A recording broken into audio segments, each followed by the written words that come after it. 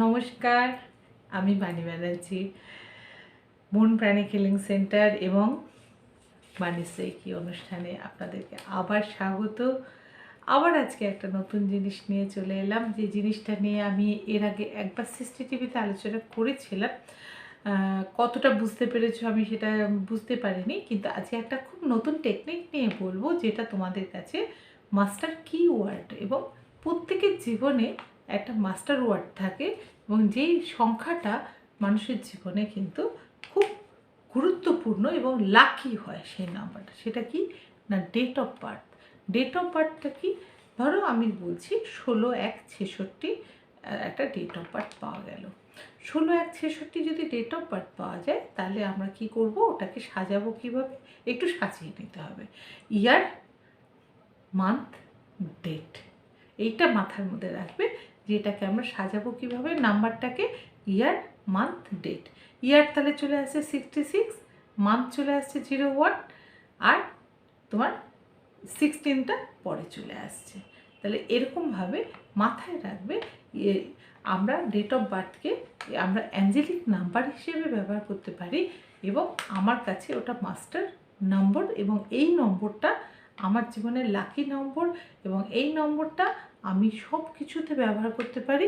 এবং হাতের কোথায় লিখে রাখবে, হাতের এরকম মধ্যমার এই এই এই পোর্শনটাতে তুমি কিন্তু ওই নম্বরটা লিখে রাখতে পারো। এইখান থেকে শুরু করবে, এদিক থেকে শুরু করবে, ভাগ্যরেখা থেকে শুরু করে একদম শুক্রের কাছে অবধি তুমি এই নম্বরটা লিখে রাখবে নিজের হাতের মধ্যে। প্রতিদিন স্নান করে উঠে যদি এই নম্বরটা লেখো, তাহলে তুমি দেখবে যে তুমি সারাদিন যে কাজকর্ম করছো তার মধ্যে কোনো নেগেটিভ কিছু আসবে না, এবং যা কিছু হবে সবটাই শুভ হবে এবং ভালো হবে। এটা করে দেখবে, আমি করে দেখেছি, খুব ভালো রেজাল্ট আসে। কিন্তু তোমাদের ক্ষেত্রেও আমি বলবো যে তোমরা করো। খালি মাথায় রাখবে, ডেট অফ বার্থ লিখবে, লিখে ওটাকে সাজিয়ে নেবে, ইয়ার, মান্থ, ডেট, এইভাবে করে নেবে। ঠিক আছে? আচ্ছা, এরপরে আমি যেটা বলবো যে এটা এটা আবার করতে হবে কতদিন না, যদি কোনো মনে করো এটা আবার কি করে ল অফ অ্যাট্রাকশনের মতো এই জিনিসটাকেও তুমি আবার করতে পারো। একটা জিনিস, এই নম্বরটা 21 দিন তুমি লিখবে। তোমার কোনো ম্যানিফেস্টেশন যদি থাকে বা কোনো উইশ যদি থাকে, সেটাকে পূরণ করার জন্য 21 দিন তুমি হাতে, যেখানে আমি বললাম সেখানে কিন্তু তুমি লিখতে পারো। তা সেইটা যদি লেখো, তাহলে তুমি দেখবে যে ভীষণ ভালো রেজাল্ট তুমি পাচ্ছ।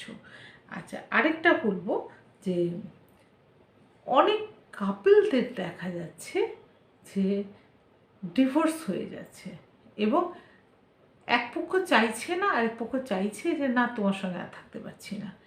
সেই জায়গাটা যে চাইছে সে কিন্তু আটকে দিতে পারে। যে চাইছে না, আমি সংসারটা ভাঙতে দেব না, আমি এনিহাও ডিভোর্সটাকে আটকাবো, তাহলে কিন্তু আমরা আটকাতে পারি। এবং সেই নম্বর, স্ট্রং নম্বর আজকে আমি দেবো। এর আগেও নম্বর দিয়েছি, বহু নম্বর আমি দিয়েছি, কিন্তু আজকে একটা নম্বর দেব, সেটাও কিন্তু তোমরা লিখে রাখতে পারো। সেই নম্বরটা প্রতিদিন তোমাকে চ্যান্টিং করতে হবে। সেই নম্বরটা একটু বড় নম্বর, লিখে নাও, 32463373। আবার বলে দিচ্ছি, 32466373।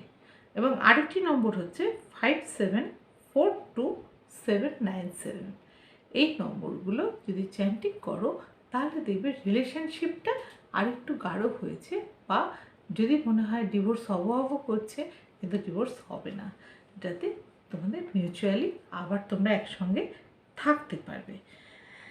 আরেকটা আজকে দিয়ে দিই তোমাদেরকে, সেটা হচ্ছে অ্যাট্রাকশন, লাভ।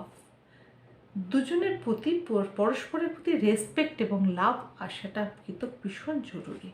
তা সেটা যদি মনে করো যে না, দুজনের প্রতি দুজনের রেসপেক্ট কমে যাচ্ছে, তা তোমরা সেটা করতে পারো। সেটা আবার দেওয়ালে লিখে রাখতে পারো, দেওয়ালে নাম্বারটা লিখে রাখতে পারো।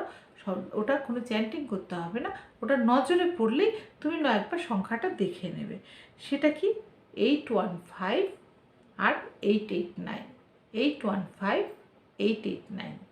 এই সংখ্যাটা দেওয়ালে এমন জায়গায় লিখলে যেখান থেকে তুমি নজরে পড়বে, সেইটা তুমি চ্যান্টিং করতে পারো, তাহলে কিন্তু তোমাদের মধ্যে দুজনের মধ্যে ভালোবাসাটা অনেক বেড়ে যাবে, ভালো থাকবে। আর যেটা বললাম যে ডেট অফ বার্থটা লিখে, আবারও বলছি, আগে ইয়ার, তারপরে মান্থ, তারপরে ডেট, এইটা কিন্তু ভুলবে না, কোনো রকমে ভুলবে না। এটা করে দেখো, এটাতে খুব ভালো রেজাল্ট পাবে। আর যেভাবে লিখতে বললাম সেভাবে লেখো। তা আজকে তাহলে এখানে শেষ করি, ভালো থাকবে, নমস্কার।